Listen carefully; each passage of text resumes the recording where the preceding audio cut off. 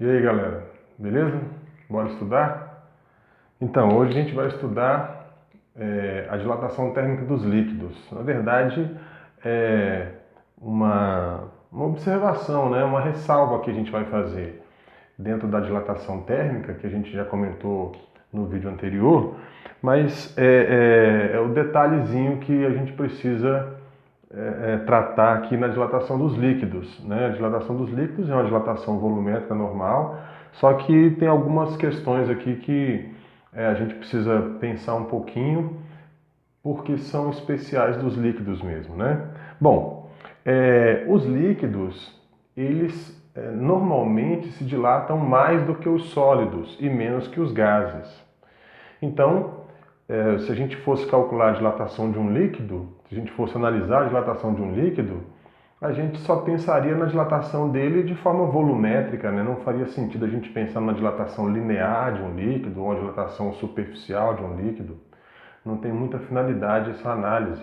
A gente pensaria que a dilatação de um líquido ocorre volumetricamente. Então, a gente aplicaria a equaçãozinha da dilatação volumétrica, variação de volume é igual ao volume inicial vezes o coeficiente volumétrico vezes a variação da temperatura. Então, seria só aplicar isso aí. Acontece que os líquidos têm um detalhe bastante importante que leva a gente a analisar um pouquinho diferente dos sólidos, que é o seguinte: os líquidos normalmente são aquecidos ou são resfriados, né? Têm suas temperaturas alteradas quando a gente faz um aquecimento, um resfriamento. Ele está dentro de um recipiente.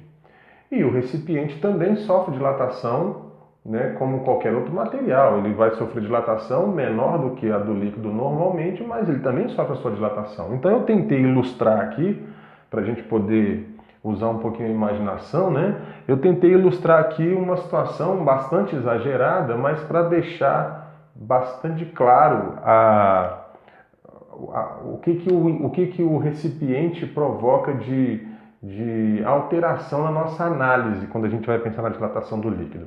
Então, imaginem aqui um recipiente qualquer, normalmente um recipiente de metal, né, uma chaleira, uma panela, ou um recipiente de vidro, que armazena aqui uma quantidade de líquido.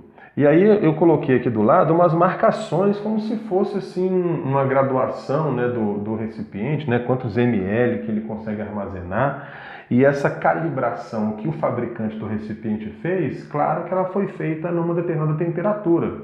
Então ela só é verdade, por exemplo, se aqui for uma marcação de 200 ml, por exemplo, ela só é verdade naquela temperatura em que o recipiente foi fabricado, né? Porque se esse recipiente for aquecido, por exemplo, é como uma régua que cresce.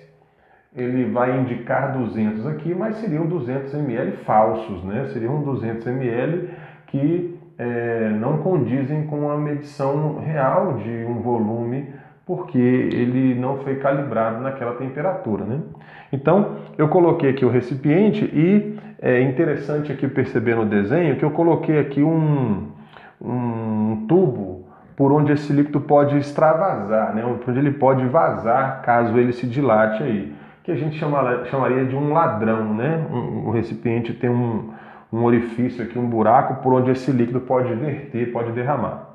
Então vamos imaginar que esse recipiente está armazenando esse líquido e os dois na temperatura inicial T0, né? A gente pode pensar aqui para atribuir valores de referência, uma posição como se fosse 200 ml. Aí a gente pega esse recipiente com esse líquido, aquece esses dois até uma temperatura final T, e a gente observa o seguinte: como o nível do líquido foi colocado exatamente no nível do ladrão, aqui no nível do tubo por onde ele poderia escoar, depois que ele sofreu o aquecimento, o recipiente vai se dilatar, o líquido também vai se dilatar. A gente vai olhar a marcação dele aqui, aparentemente ela não mudou, está aqui 200 ml.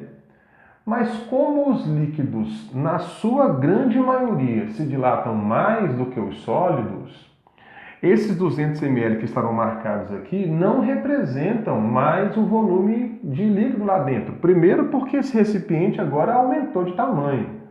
Então, os intervalos aqui da medição da graduação do recipiente não são verdadeiros mais. E segundo, que o fato do líquido ter sofrido uma dilatação maior do que a dilatação do recipiente vai fazer com que uma parte desse líquido transborde e saia do recipiente, né? Aquele leite que derrama, que a gente vê derramando, né? É aquilo que o recipiente não conseguiu acompanhar quando o líquido se dilatou. Porque se o recipiente aumenta de tamanho e o líquido também aumenta, se os dois tivessem o mesmo coeficiente de dilatação, aparentemente não haveria dilatação nenhuma. Ele continuaria marcando 200 ali, a gente sabe que teve dilatação, que esse 200 ml não é mais verdadeiro, mas aparentemente não teria havido dilatação, porque a dilatação do recipiente foi exatamente igual à dilatação do líquido. Acontece que isso não é assim que se verifica na realidade, na natureza. Os líquidos dilatam bem mais que os sólidos. Então, o que a gente vê transbordando, na verdade, é aquilo que dilatou do líquido a mais do que o do recipiente. Foi aquilo que o recipiente não conseguiu acompanhar. Então, a gente pode escrever essa relação aqui da seguinte forma. Pensando que isso aqui é uma dilatação ΔV aparente do líquido, a gente pode escrever assim, ó, a dilatação real do líquido.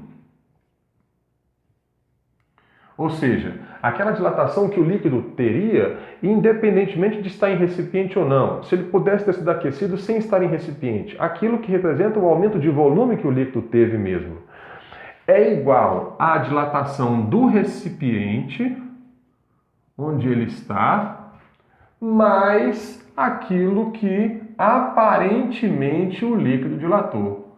Então vamos pensar aqui numa situação hipotética, mas com valores. Digamos que a gente tem aqui 50 ml do líquido. Aqui inicialmente ele tinha 200 e aqui extravasaram 50 ml. Qual foi a dilatação real do líquido? É 50 ml? Não é 50 ml, é 50 ml mais essa variação que o recipiente sofreu aqui. Então, se o recipiente aumentou daqui para cá, é um aumento de, por exemplo, 20 ml, então a dilatação que o líquido sofreu foram os 20 ml que o recipiente dilatou, que se ele tivesse sofrido somente isso, não teria derramado, mais os 50 ml que passaram além da dilatação do recipiente. Então, a variação de volume real do líquido é igual à variação de volume que o recipiente sofreu e o líquido conseguiu acompanhar, mais aquilo que o recipiente não conseguiu acompanhar do líquido, que é aquilo que conseguiu extravasar, passou além da dilatação do próprio recipiente. Então, a gente tem aqui uma relação importante que mostra que para a gente determinar a dilatação real do líquido, a gente tem que observar a dilatação que o recipiente sofreu. Se a gente quiser ignorar essa dilatação, porque como eu falei, os sólidos dilatam bem menos do que os líquidos, aí é claro que a dilatação do líquido vai ser aquela que aparentemente a gente percebeu, né? Se não houvesse dilatação do recipiente, seriam iguais. Mas se a gente considerar que o recipiente também dilatou, como de fato ele dilata, a gente tem que formar essa relação das dilatações de acordo com essa expressãozinha. Importante perceber o seguinte: quando é que a dilatação aparente do líquido seria igual a zero? Quando é que a gente diz que aparentemente o líquido não dilatou? Não quer dizer que ele não tenha dilatado na real. Não quer dizer que ele não tenha sofrido dilatação. Quando é que aparentemente a gente não teria percebido dilatação? Quando a dilatação do líquido e do recipiente fossem iguais, que é um caso que não vai acontecer, porque, como eu falei, os líquidos dilatam mais. Quando é que a gente vai ter a dilatação do líquido? Exatamente aquilo que foi percebida realmente, quando a dilatação do recipiente não for considerada. Se o recipiente não dilatasse, aí aquilo que a gente perceberia, aquilo que aparentemente seria percebido, seria a própria dilatação do líquido.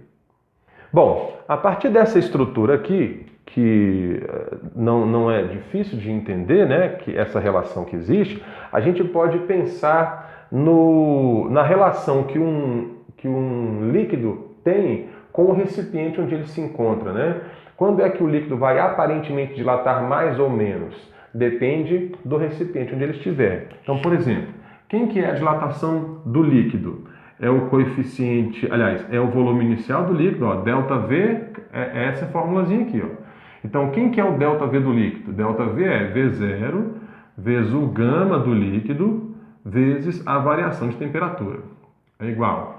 Quem que é o ΔV do recipiente? O ΔV do recipiente é o volume inicial do recipiente vezes o coeficiente de dilatação do recipiente, pode ser um recipiente de alumínio, de cobre, de vidro, vai ter o seu coeficiente de dilatação, vezes a variação da temperatura, mais quem é o coeficiente de dilatação aparente do líquido? É o volume inicial de líquido vezes o coeficiente de dilatação aparente vezes a variação da temperatura. Bom, é fácil perceber que inicialmente eles tinham o mesmo volume, sofreram a mesma variação de temperatura, então a gente pode cancelar os volumes iniciais, que são fatores comuns nos três ΔV, e a variação de temperatura. O que sobra? Que o coeficiente de dilatação real do líquido é igual ao coeficiente de dilatação do recipiente mais o coeficiente de dilatação aparente do líquido. O coeficiente do líquido é um valor que não depende de ninguém, é uma característica do próprio líquido. Se ele não estivesse em recipiente nenhum ou se estiver em um recipiente, o coeficiente de dilatação dele é o dele, não muda. O coeficiente de dilatação do recipiente é o do metal do que ele é feito, é o do vidro de que ele é feito, é o do material dele, não tem a ver com o líquido. Então esses dois coeficientes aqui são características próprias dos materiais, tanto do líquido quanto do recipiente. Agora, esse carinha aqui é uma relação que decorre desses dois estarem juntos. Ou seja, o coeficiente de dilatação aparente do líquido é igual, é só passar isso aqui, esse do recipiente para cá, né? Ele vira subtraindo aqui, tá? Aqui positivo, vem para cá negativo. Então vai ser o coeficiente de dilatação real do líquido descontado do coeficiente de dilatação do recipiente. Então vamos pensar um pouquinho nessa expressão aqui, ó. Confirmando aquilo que a gente analisou anteriormente. Quando que o coeficiente de dilatação do recipiente, quando que o coeficiente de dilatação aparente do líquido é zero? Quando que aparentemente o líquido não dilata, não tem coeficiente de dilatação? Quando esses dois são iguais, ó. Porque um menos o outro, se eles são iguais, vai dar zero. Então, quando é que aparentemente um líquido não dilata? Quando o coeficiente do líquido real é igual ao do recipiente, e aí, olhando, a gente não acharia que o recipiente, que o líquido se dilatou. Aparentemente não teria sofrido dilatação nenhuma. Uma hipótese absurda. Imaginem um recipiente de vidro que armazena um líquido que tem o mesmo comportamento do próprio vidro. Se a gente esquentasse, aparentemente não dilataria nada, porque tanto o recipiente quanto o líquido se dilatam do mesmo jeito. Quando é que o coeficiente aparente é igual ao do líquido? Quando o recipiente não dilata, quando ele não tem coeficiente de dilatação. Se aqui fosse zero, ficariam esses dois aqui iguais um ao outro. E aí uma questão interessante, que também, na realidade, é muito improvável que aconteça. Mas vamos pensar, se a gente coloca líquido num recipiente, aquece o sistema, e passado algum tempo desse aquecimento, a gente vê que o nível do líquido está mais baixo do que aquilo que a gente tinha colocado. Você colocou lá um nível, daqui a pouco você vai ver o nível está mais baixo. Quer dizer que o líquido encolheu? Não necessariamente.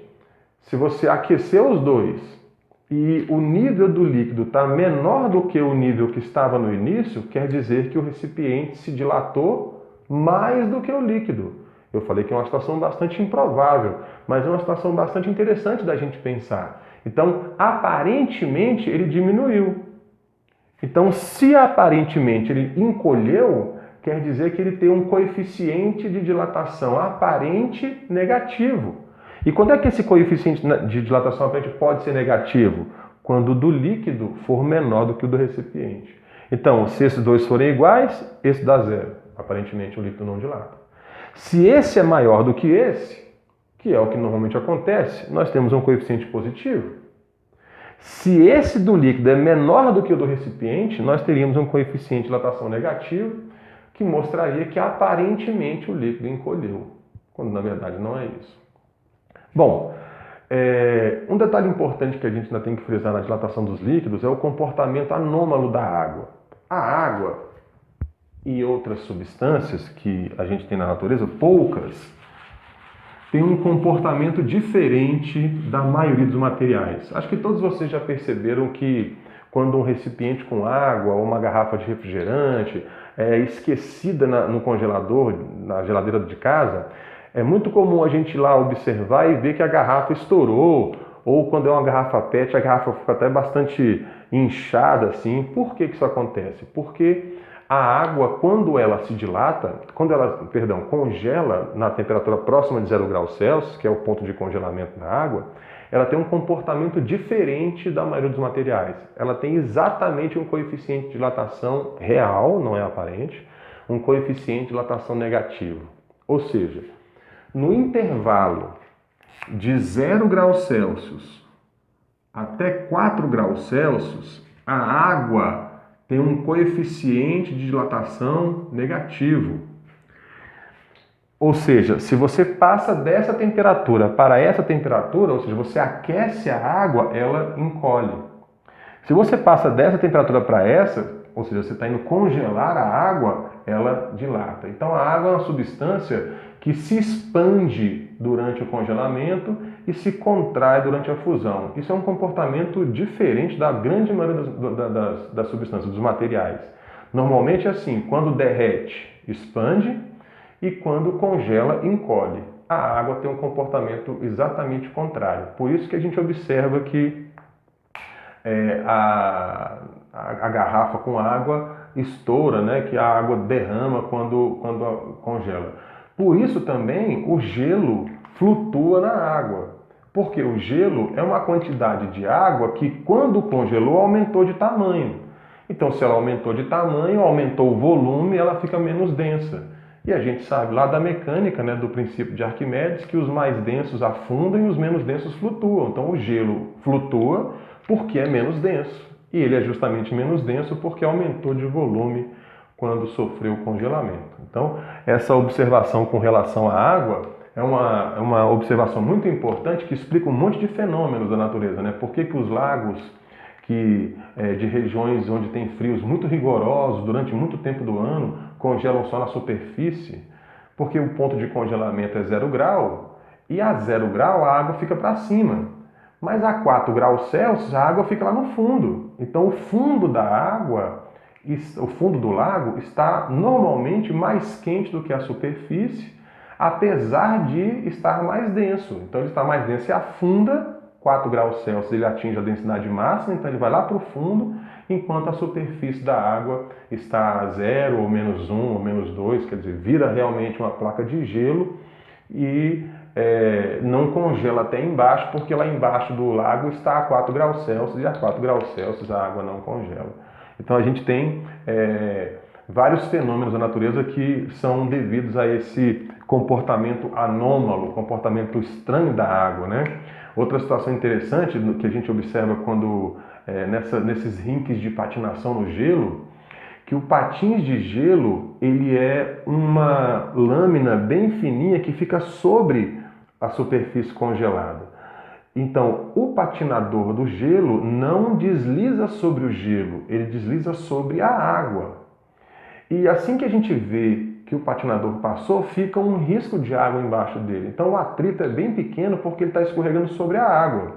Porque quando ele pressiona aquela camada de gelo, ele faz com que o gelo se contraia por pressão mecânica, e essa contração que o gelo sofre acelera o processo de fusão, porque quando o gelo derrete, ele não encolhe. Quando a água congela, ele expande, quando o gelo derrete, ele encolhe. Então se a gente pressiona o gelo, a gente está induzindo uma fusão, está induzindo o estado líquido, que é um estado onde a água estará mais com um volume menor. Então a pressão exercida sobre o fio do patins de gelo provoca uma aceleração no processo, um induzimento no processo de derretimento, o que faz com que o patinador deslize sobre a água e não sobre o gelo. Depois que o patinador passa, aquele risco de água desaparece. Por quê? Porque como a pressão aliviou e a temperatura continua muito baixa, o gelo se forma novamente, né? Acontece o que a gente chama de regelo. A gente tem a pressão restabelecida, o gelo consegue se expandir novamente, volta a ser sólido e aquele risco de água desaparece e fica a superfície congelada novamente. Beleza, gente? Vamos fazer também na sequência aqui algumas questõezinhas que tratam de dilatação de líquidos, né? Dilatação aparente, dilatação de recipientes, para a gente praticar um pouquinho e ficar bem treinado para passar dessa etapazinha, certo? A gente se fala, qualquer coisa, qualquer dúvida, me dá um alô, me dá uma dica aí que a gente vai tentar tirar qualquer dúvida que vocês venham a ter, beleza? Valeu, rapaziada, bora estudar, hein? Um forte abraço, até mais.